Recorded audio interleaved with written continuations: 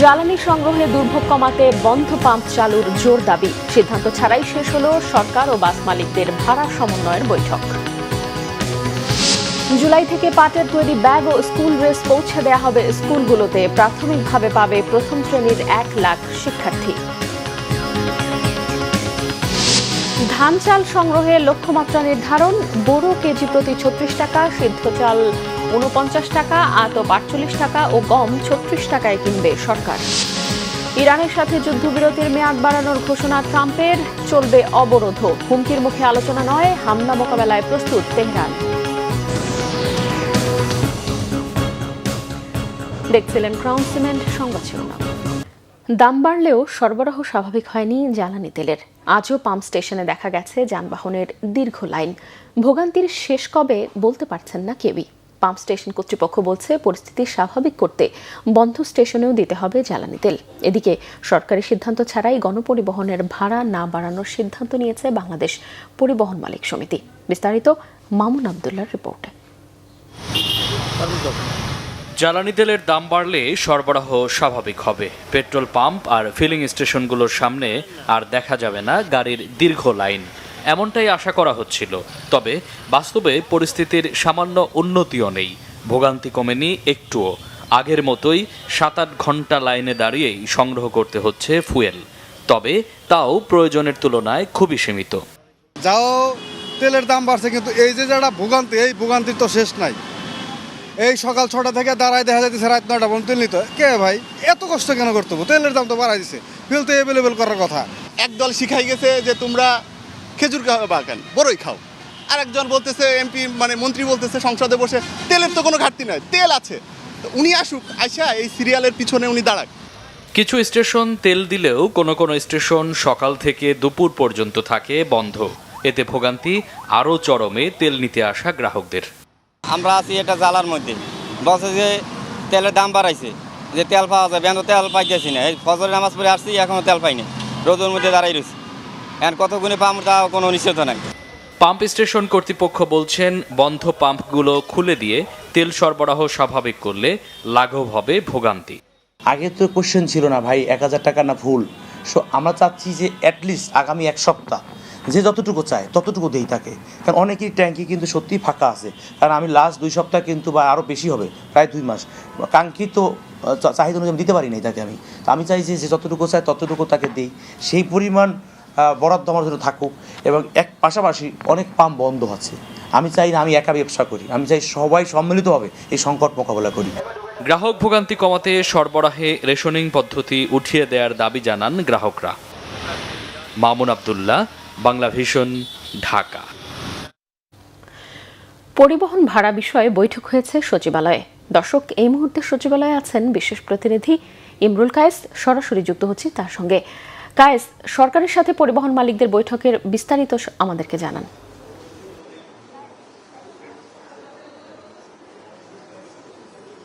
ধন্যবাদ কনক, আপনি ঠিকই বলেছেন যে এই মুহূর্তে আমি সড়ক পরিবহন সেতু মন্ত্রণালয়ে অবস্থান করছি। ইনফ্যাক্ট এখানে গণমাধ্যম কর্মীরা সবাই ছিলেন। আসলে যে বৈঠকটির কথা আপনি বললেন, যে সড়ক পরিবহন ও সেতু মন্ত্রণালয়ের মাননীয় মন্ত্রী শেখ রবিউল আলমের সাথে গণপরিবহন সেক্টরে যারা রয়েছেন, অর্থাৎ পরিবহন মালিকরা, তারা বৈঠক করেছেন। সেখানে প্রতিমন্ত্রী হাবিবুর রশিদ ছিলেন এবং সংসদ সদস্য শামসুর রহমান শিবুল বিশ্বাস তিনিও ছিলেন, সহ পরিবহন মালিকরা ছিলেন। তো এই বৈঠকের বিষয়ে আসলে গণমাধ্যমের কে আমন্ত্রণ জানানো হয়নি। আমরা খোঁজ পেয়ে এখানে এসেছি তথ্য নেওয়ার জন্য বৈঠকটির বিষয়ে। আপনি জানেন যে গত কয়েকদিন ধরে, অর্থাৎ জ্বালানির তেল বা জ্বালানির দাম বাড়ানোর পর থেকেই এক ধরনের কথা চলছিল যে গণপরিবহনের ভাড়া বৃদ্ধি করা হবে। তো তারই ধারাবাহিকতায় এই বৈঠকটি আজ অনুষ্ঠিত হয়েছে। তো বৈঠক প্রায় ঘণ্টাখানিক চলেছে, কিন্তু বৈঠক শেষে মন্ত্রী কোনো কথা বলেনি বা অন্যরা কোনো কথা বলেনি, যে যার মতো বের হয়ে চলে গেছেন।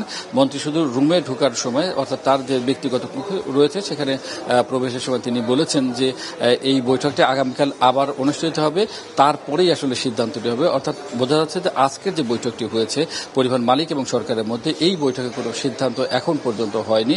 অর্থাৎ তারা যে দাবিটি করেছেন, গণপরিবহনের মালিকরা যে দাবি করেছেন, সেই দাবির আলোকে যে ভাড়া বাড়ানোর বিষয়ে সরকার সিদ্ধান্ত নেবেন সেখানে আসলে সমন্বয়ের বিষয় রয়েছে।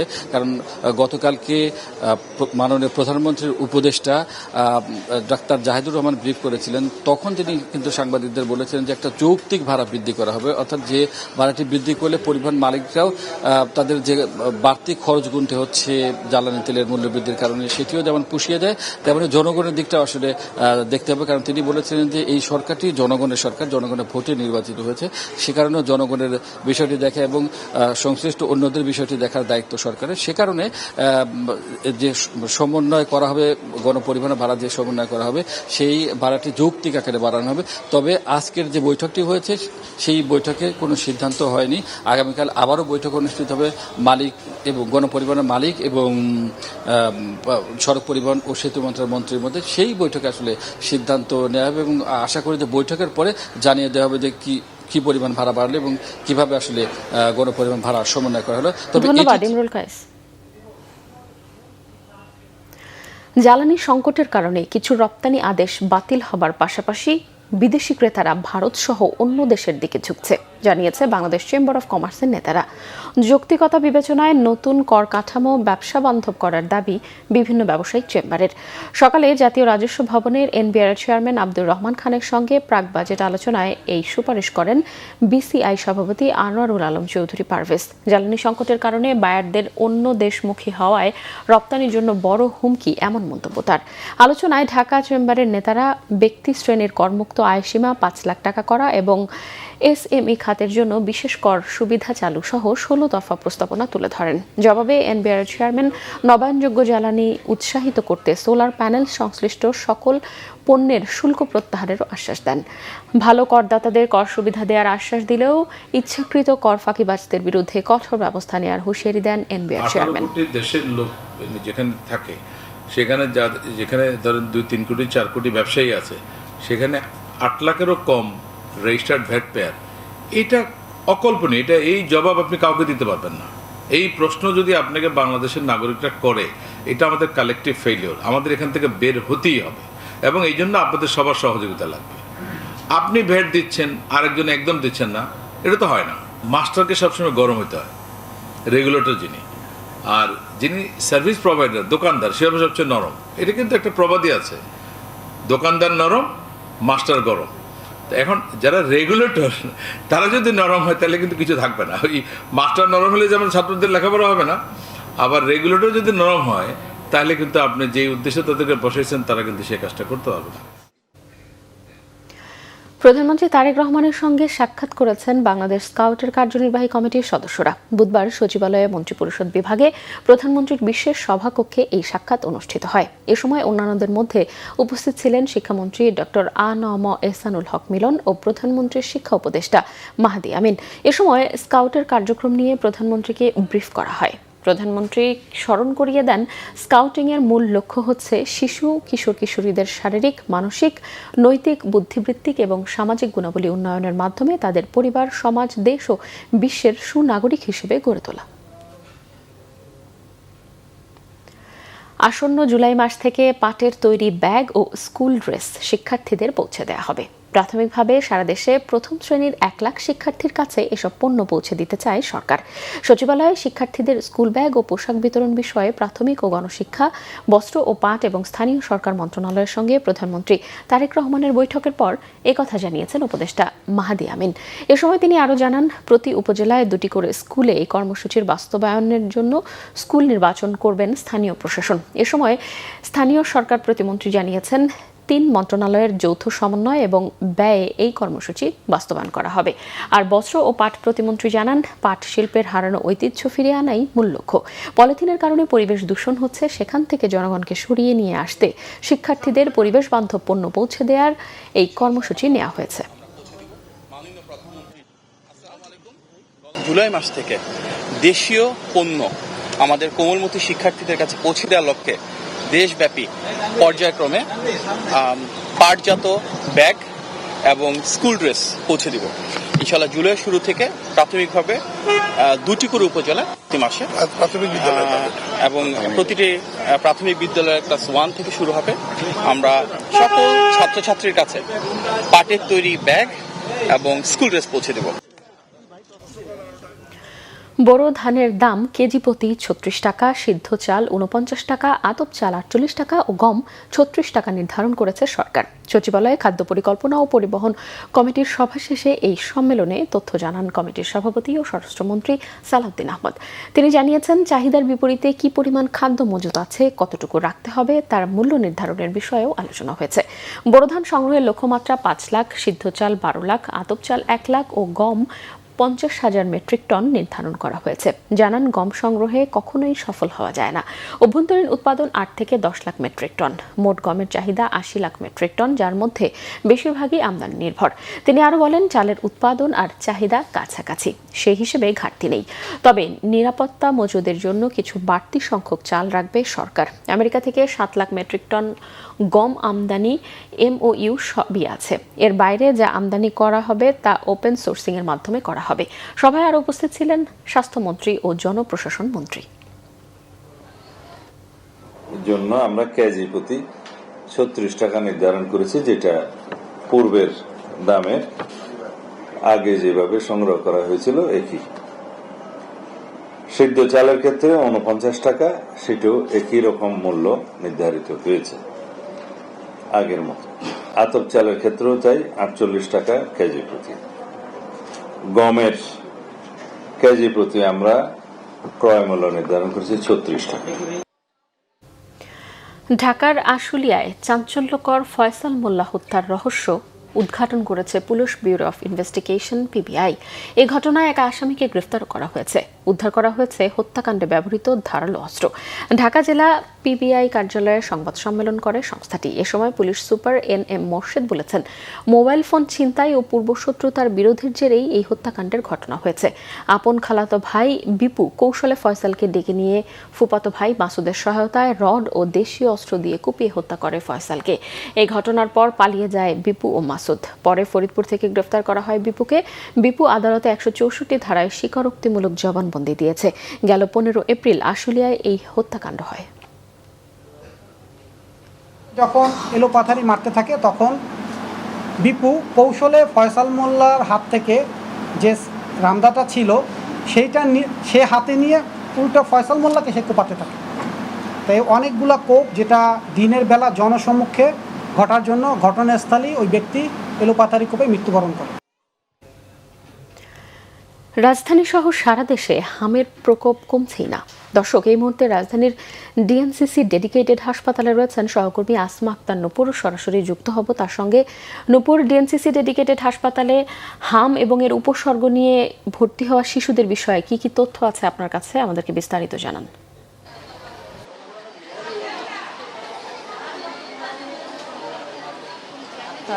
কনক, আমি এই মুহূর্তে DNCC ডেডিকেটেড হাসপাতালে আছি। এখানে 484 জন শিশু হামে আক্রান্ত হয়ে ভর্তি আছে। গত 24 ঘন্টায় এই হাসপাতালে 2টা শিশু মারা গেছে। 2 জন শিশুর মধ্যে একজন শিশু গতকাল যে মারা গেছে সেটা নিয়ে সামাজিক যোগাযোগ মাধ্যমে আমরা দেখেছি, একটা ছবি ভাইরাল হয়েছে। ওইটা হাসপাতাল থেকে অ্যাম্বুলেন্স সুবিধা না পাওয়া নিয়ে সামাজিক যোগাযোগ মাধ্যমে যে তীব্র প্রতিক্রিয়া তৈরি হয়েছে সেটা নিয়ে আমরা প্রশাসনিক কর্মকর্তার কাছে জানতে চেয়েছি। প্রশাসনিক কর্মকর্তা জানালেন যে এই হাসপাতালে ঢাকা এবং ঢাকার আশেপাশে অনেক পেশেন্ট এখানে ভর্তি হচ্ছেন। ঢাকার বাইরে থেকে অনেক রোগী আসছেন, যেটা আসলে হাসপাতালের ধারণ ক্ষমতা অনেক আছে, কিন্তু আসলে লোকবল খুবই কম। এবং অ্যাম্বুলেন্সের যে ইস্যুটা আসছে সামনে, সেটা এখানে DNCC হাসপাতালে 3টি অ্যাম্বুলেন্স আছে, কিন্তু ড্রাইভার আছে একজন, সেটাও DNCC ড্রাইভার। হাসপাতালের বিশেষ কোনো ড্রাইভার বা অ্যাম্বুলেন্স এখানে নেই, যে কারণে তারা আসলে ওইভাবে সেবা রোগীদেরকে ইচ্ছা থাকা সত্ত্বেও সেবা দিতে পারছে না, এমনটা বলছেন। আর এই হাসপাতালে যে রোগীগুলো আসছেন বেশিরভাগ ঢাকার বাইরে থেকে, খুব কমপ্লিকেটেড রোগী আসছেন। হাম আক্রান্ত হচ্ছেন, পাশাপাশি হামে যে শিশুগুলো আক্রান্ত হচ্ছে তাদের অন্যান্য অনেক অসুবিধা হচ্ছে। তাদের নিউমোনিয়া, শ্বাসকষ্ট এবং ফুসফুসের সমস্যা দেখা দিচ্ছে। এইসব বাড়তি কমপ্লিকেশনের কারণে আসলে তাদের সেবা দিতে গিয়ে হিমশিম খাচ্ছে ডাক্তাররা, এবং যেসব রোগীগুলো মারা যাচ্ছে তাদের হাম ছাড়াও অন্য সমস্যা কারণে তারা আসলে মারা যাচ্ছে। আর এই যে পেশেন্টগুলো আসছে বেশিরভাগই দেখা যাচ্ছে তাদের হিস্ট্রি দেখলে টিকা নিচ্ছেন না, টিকা নেওয়ার অনীহা দেখা যাচ্ছে। এ কারণেই আসলে হামের প্রকোপটা বেশি, এটা চিকিৎসকরা বলছেন। কনক, এই ছিল আমার কাছে ডিএনসিসি হাসপাতাল থেকে সর্বশেষ। নূপুর, আপনাকে ধন্যবাদ। আন্তর্জাতিক প্রসঙ্গ, ইরানের যুদ্ধবিরতির অন্তিম মুহূর্তে মেয়াদ বাড়ানোর ঘোষণা দিয়েছেন মার্কিন প্রেসিডেন্ট ডোনাল্ড ট্রাম্প। তবে প্রত্যাহার হয়নি ইরান ঘিরে মার্কিন নৌ অবরোধ। এদিকে দ্বিতীয় দফা শান্তি আলোচনা বয়কটের সিদ্ধান্ত অনড় থেকে আকস্মিক মার্কিন হামলা থেকে মোকাবেলায় প্রস্তুতির কথাও জানিয়েছে তেহরান। ইরানের 2 সপ্তাহ মেয়াদী যুদ্ধবিরতি আজ শেষ হওয়ার কথা রয়েছে। এর আগেই সামাজিক মাধ্যম ট্রুথ সোশ্যালে যুদ্ধবিরতির মেয়াদ বাড়ানোর ঘোষণা দেন মার্কিন প্রেসিডেন্ট ট্রাম্প। সেখানে তিনি লিখেছেন, ইরানের সাথে বৈঠক আর শান্তি চুক্তি করার স্বার্থে মধ্যস্থতাকারী পাকিস্তানের অনুরোধে এই সিদ্ধান্ত নিয়েছেন। তবে বর্ধিত যুদ্ধবিরতির কোনো সুনির্দিষ্ট মেয়াদ জানাননি। ট্রাম্প দাবি করেছেন, অপ্রত্যাশিতভাবে ইরানের সরকার মারাত্মকভাবে ভেঙে পড়েছে। এই সিদ্ধান্তকে স্বাগত জানিয়েছে জাতিসংঘ মহাসচিব অ্যান্তোনিও গুতেরেস, পাকিস্তানের প্রধানমন্ত্রী শাহবাজ শরীফ সহ বিশ্ব নেতারা। যদিও ট্রাম্পের এই সিদ্ধান্তের পেছনে ষড়যন্ত্র দেখছে ইরান। একে আকস্মিক হামলার জন্য সময় ক্ষেপণের অপকৌশল বলছেন ইরানের পার্লামেন্টের স্পিকার উপদেষ্টা মাহদি মোহাম্মদী। আর শান্তি আলোচনার প্রসঙ্গে যুক্তরাষ্ট্রের দিকে ইঙ্গিত করে বলেছেন, পরাজিত পক্ষ কখনোই শর্ত চাপিয়ে দিতে পারে না। বুধবার ইরানের প্রতিনিধি দল আলোচনায় বসতে পাকিস্তানের ইসলামাবাদে যাবে, এমন গুঞ্জন প্রত্যাখ্যান করেছে তেহরান। তাসনিম নিউজকে ইরানের সরকার সংশ্লিষ্টরা জানিয়েছেন, এমন খবর পশ্চিমা গণমাধ্যম আর ট্রাম্প প্রশাসনের অপপ্রচার। নিশ্চিত করে বলা হয়েছে, ইরান অবশ্যই বুধবারের আলোচনায় যোগ দেবে না।